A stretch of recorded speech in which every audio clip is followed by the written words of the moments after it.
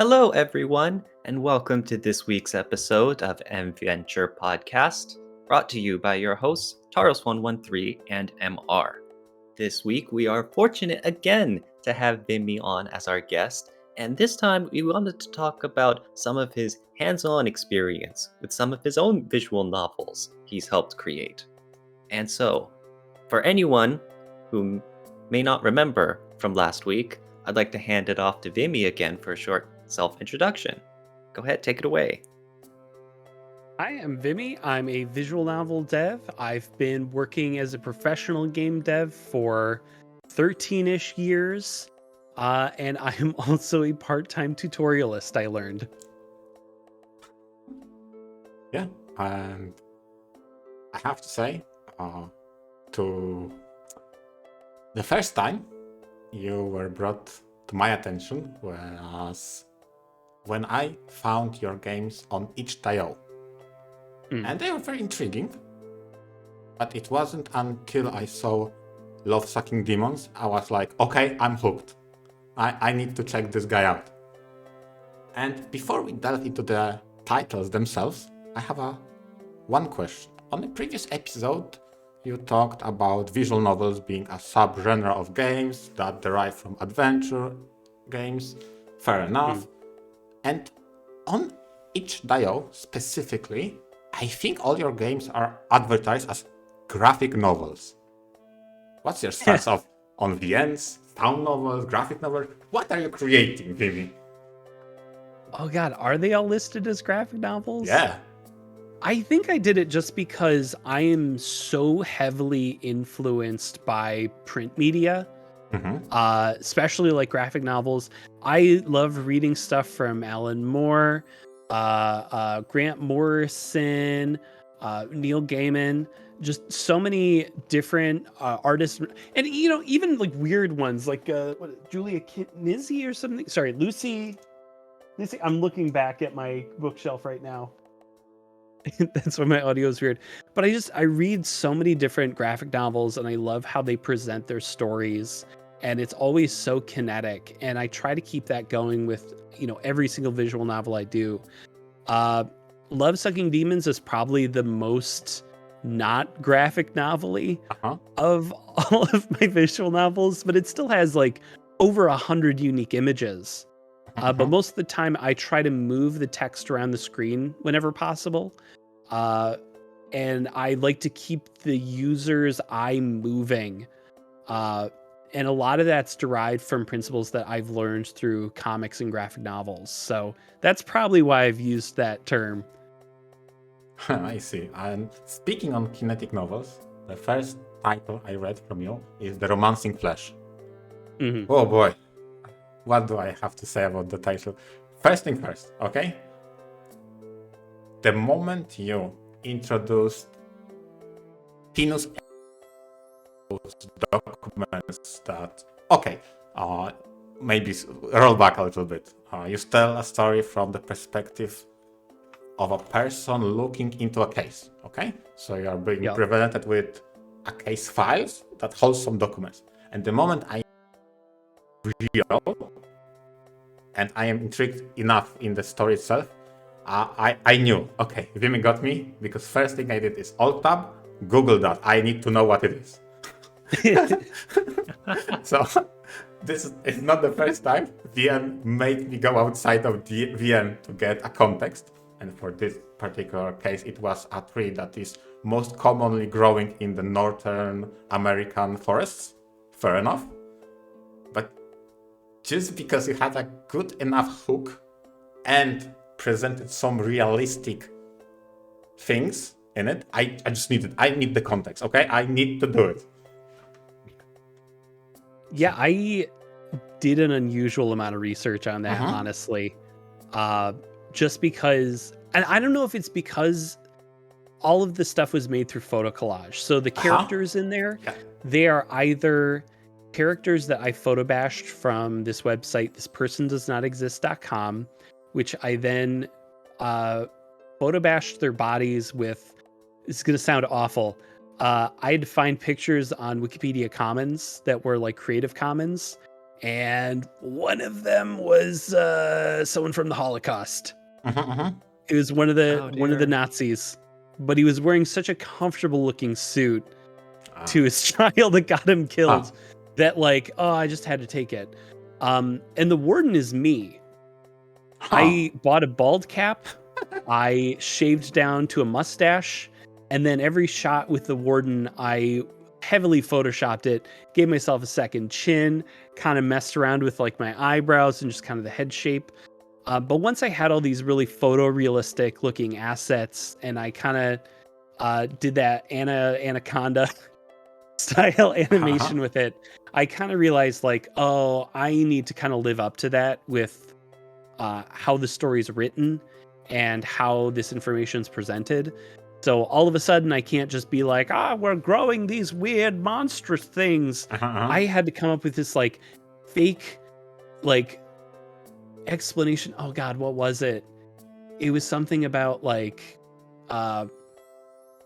taking strands of living cells, reconstructing them in like animal cells. In plants, because plant structure is so simple, it can handle that. Yep. And even like having the main character there, having his specialization, like, well, what sort of information at the time did they have where I could have him say like, this was his degree, this was the stuff he was studying in.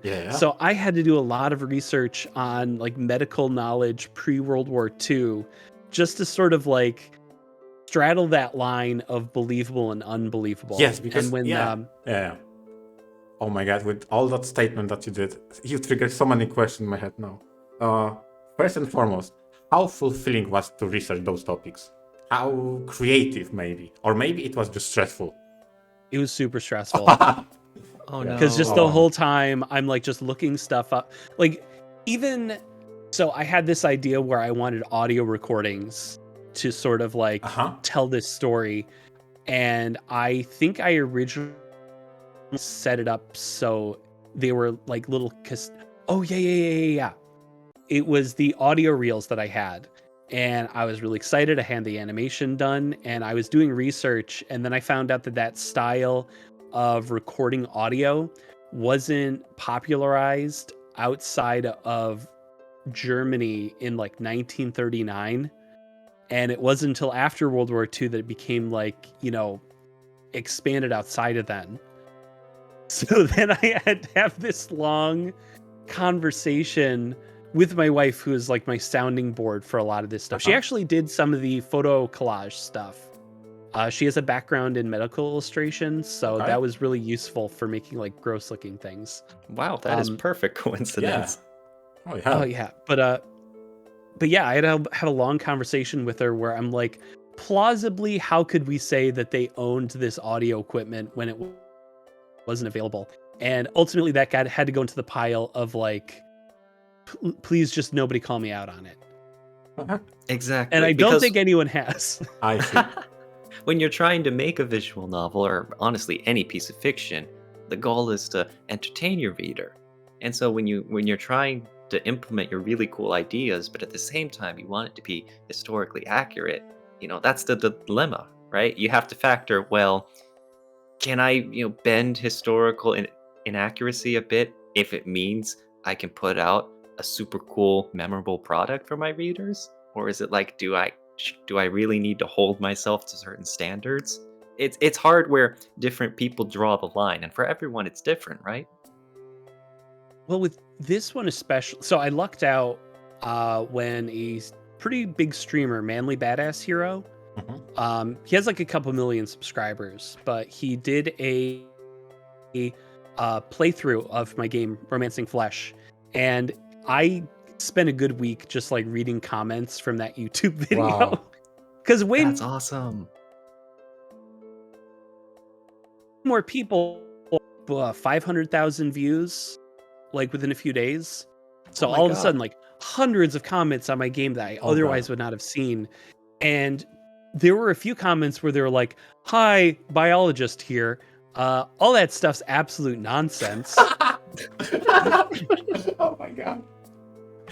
But But all of them that did mention that, they were like, but I could understand how that worked in the narrative. So it's just stuff where it's like, even people who kind of knew what was going on, they at least like appreciated it for what it was. I see. Which was some like very tactful bullshit. I see, yeah. Did you tell those biologists to go make your own VN? No, I loved those comments. They were great. I loved getting those. That's so cool. Because they were never like really malicious about it. It was always just like, yeah, so that's not actually a thing that can be done. Which, of course, yeah. Otherwise, that'd be terrifying. Yeah. But you know, they all seem to kind of understand like what I was going for. So it was very nice. Yeah, I mean, oh my god, I still have many questions because first and foremost, I wanted to say, damn, if the warden was you made a really good job of having him display different emotions, because that was a very expressive character throughout the entire read, especially despite it being very serious and down to business. You had those scenes that he just laughed, and with that head tilt, it was just perfect. Chef's kiss. Mwah. Thank you. I have performed actually not just improv. So I did do improv on stage for a few years. It led me to a very small television role. Okay. Onto some like C-string network. I've also done like murder mystery theater. So I really do bring a lot of that with me, both like when I write stories, because I'm just constantly thinking of just all the different when you're on stage and you're not really sure where stuff is going to go, but you need to make very strong decisions in the moment to keep things going. When you're dealing with mediums where they can be branching narratives, or where you are like trying to actively perform out to the reader, I'm constantly thinking through that lens of like, what's a really interesting choice to make here. And with Romancing Flesh especially, the warden was all static, so that was just all my acting. But even like the stuff I was doing in like Live 2D for the other characters during their little bits, a lot of that, like I'm actively acting stuff out while I'm trying to animate them and show these little expressions. Yeah, true. I mean, I don't want to go too much in the spoiler territory, obviously. Please read it. It was very good to read, and it's not that long, so you have no excuse. I think this is something we with Toils talk quite a lot about, is to establish a good hook early, and especially important if the VN question is short, and it was. You did very cool hook. It's what if trees, but they grow meat. That's the hook. Like, obviously you did all the biology bullshit with the cells and growing those meat plants. But the hook was good enough. Like, what if? Yeah, what if? How do you come up with ideas? And how do you decide, like, I want to make a huge visual novel project all about this idea versus some you consider but then you don't use? I'm going to use this to segue to King of the Cul-de-Sac real quick. Cool. Because Romancing Flesh was something where I just had... I was trying to think of, like, what's just gross? What's gross within, like, the rules of the jam that I was working in, Spooktober? So it had to be something that wasn't, like, outwardly bloody. It couldn't be gore. But it also just had to be, like, kind of icky and not quite right. And getting those sorts of restrictions on yourself is really where I have a lot of fun trying to be creative and find my way out of these little boxes in my own way. King of the Cul-de-Sac actually came out of one of those early kind of restriction things where I originally was looking at it to be a graphic novel project where I could show it in like discrete little like chapter segments. And I was thinking, well, if I'm going to be presenting it in a sort of like video game format, I should have some sort of system where, you know, I present the narrative as a series of bosses. And I was like, but what's like the stupidest thing that you could be fighting bosses for. Something that's like not important. It's very like ephemeral. People can go into it and kind of see the humor of it. And for me, it just kind of came down to like, oh, just being like the toughest kid in the neighborhood. And you just need to beat up other kids. Yeah. Because for a kid, that is very, very important. To the rest of the world, yeah, it looks silly and you can just chalk it up to childhood adventures. But as the main character, you're like, oh no, this guy needs to go down. It lent itself really well to like emotional escalation too. Because each of the characters that you end up fighting, like again, on the surface, it's just like, oh, I gotta beat up that kid. But every single one of them, it's a story that sort of reflects the main character themselves. And it's some sort of emotional truth that they need to learn about themselves that they don't because they're too busy trying to beat up the kids. Yeah. So it's just this character that never really learns anything.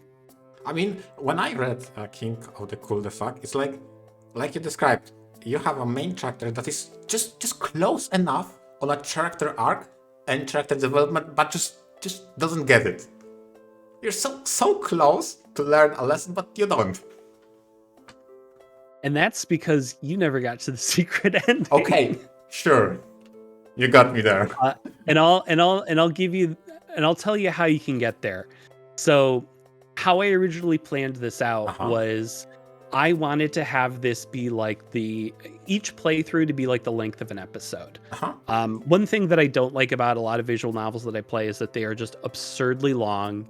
You never know when you're actually going to get to the end of it. I remember House of Fata Morgana.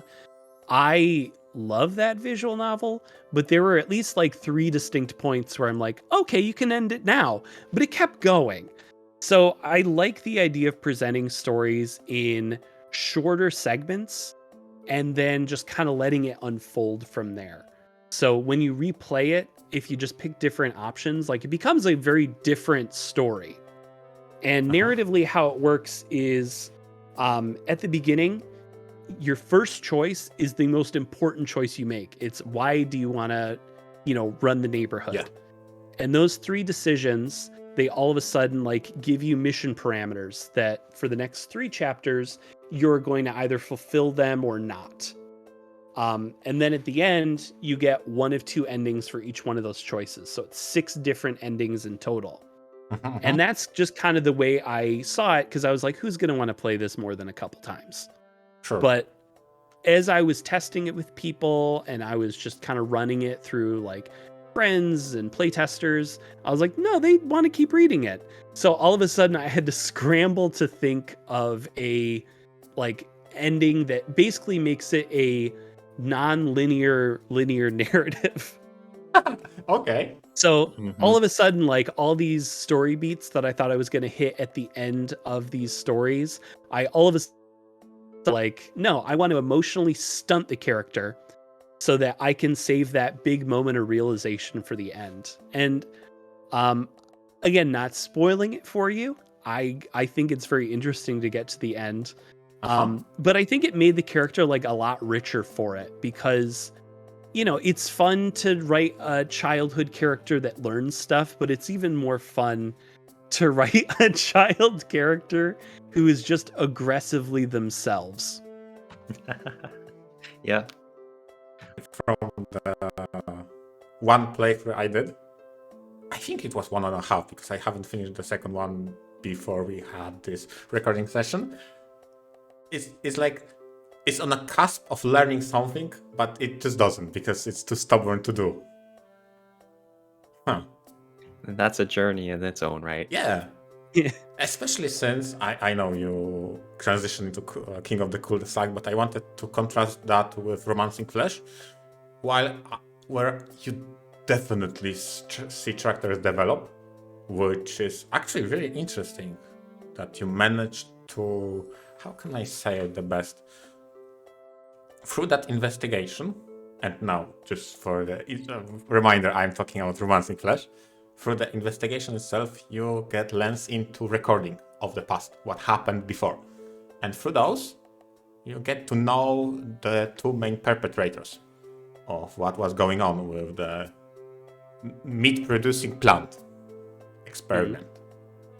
And you see their character pretty much. There was a naive but passionate person that was very fearful of what could transpire, and another that was very open-minded, ready to break some taboos as long as it produces results. But over the course of the investigation, it kind of flips. The guy who was very restrained, started to be very open-minded and rash, whereas the guy who wanted to break some taboos started to show some reluctance. Like that, I was shocked. Like, you did really good to show those characters develop, and by the end, I was really satisfied. I'm gonna say, like, for a very short visual novel, I was pleasantly surprised. Thank you. I'm gonna I'm gonna give credit to improv again for that, because a lot of improv scenes, good ones anyway. I've watched so many terrible improv. You guys don't understand. I once went. I was in an improv competition, and for some reason they had a special on Long Island iced teas, and I ended up drinking a few of them because the improv was so bad. And at one point, and again, I had been performing for 2-3 years at this point, already been on TV. I start crying in front of one of my new improv partners. I've known him maybe like a month. And I turn over to him like, is this what we look like on stage? Oh. And he had to tell me like, no, we're good. We're good at this. Oh. But you learn, like, when you're on stage, you need to make very strong choices initially about who the characters are. And you need to, and that's because, like, you want your partner to know who you're playing, and you want the partner to know who you're playing. And through the course of it, you really do need to have like a quick character arc happen. And it doesn't always make sense. It doesn't always feel super organic. Like, if you can make it organic, it's great. But at some point you want something like big to kind of turn. You want someone to have a full character arc in a really short scene. And after doing like enough of these shows now, it's just very easy for me to think about stuff in those terms, where if I can think of an interesting character, I can't just leave it at that. I need to think, well, what's an interesting way for this character to change? What is an interesting thing to happen to this character? And if I don't have that, then I'm just not even interested anymore. Maybe last question before we might have to take off for the day. I wanted to ask you, Vimi, do you have any background involved in, I guess, narration or literary processes? Because I know you mentioned that you got through your education in programming and art, but you've mentioned a few times now in this episode and last week's episode about several narrative hooks and ideas and solid fundamentals. And I wanted to ask if these are all ideas you've come to realize on your own, or if you found out about this sort of stuff other ways. I mean, I've always been interested in writing. I was doing webcomics when I was in like middle school and high school. I was always kind of producing my own stories, a lot of writing. But I'm also a very voracious reader. If you've seen any of my videos, you've seen the bookshelves behind me. I think those are 2 bookshelves out of another 5 or 6 I have in my very small apartment. I read a lot. So at a certain point, I hit a point where I was still writing, I was still making comics, but I was also horribly aware of how bad they were. Oh no. So I actually have like a good solid, I want to say at least 50 comic pages just in a drawer over there. I'm looking at it, where I've never shown it to anybody. I've never published it, just because like I spent a lot of time researching, writing, drawing it, and then I got to the end and I'm like, this is terrible. I can't let anyone else see this. And then I just kind of hid it away. Wow. But they And were it's necessary building blocks to where you are today, right? Yeah, I even have a story right now that I've been working on since before the YouTube channel. I have 100 pages of it written, and during the course of doing stuff on my channel and thinking about it, I'm now gonna throw all that away too, because I have a better idea of how I want the story to go. And although I might keep the bones of it for later on, like a good chunk of it, like I'm kind of starting from scratch. Um, so yeah, I don't have a lot of other published stuff other than the visual novels, just because I'm so used to a game development process where it's because I've been making games for large companies. I actually wrote the scripts for a SpongeBob game, Mhm. so I've had Tom Kenny and I don't remember the guy who played Patrick. They've written lines that they've spoken lines that I've written out. I worked on a Star Wars Rebels game where I was writing barks for like Freddie Prinze Jr. I did an Amphibia game where I created the story from scratch. I designed the characters for it, and the writing team on Amphibia actually did like punch ups on it where they complimented me for kind of getting the tone of the story right. Um, Hell but yeah. in the context of games, like I know how to get those to the finish line, and just for a lot of these other things like comics, books, I just didn't know because I just knew at some point like, oh, I need a publisher, I need to do this, that, and the other thing. So with visual novels and with games, I found it a lot easier for me to actually hit that finish point. And going back to my YouTube channel, that's something that I would love to teach other people to get to, because I love making my games and I want everyone else to have as much fun making theirs. That's great, and hopefully you'll continue guiding new people as a tutorialist forward. With that being said, we reached the end of the episode. So thank you very much, Vimi, for a second appearance on podcast, and I hope you'll have a great and wonderful day. Thanks, you too. We are super glad to have you. Thank you again, and thank you to all our listeners. See you next week.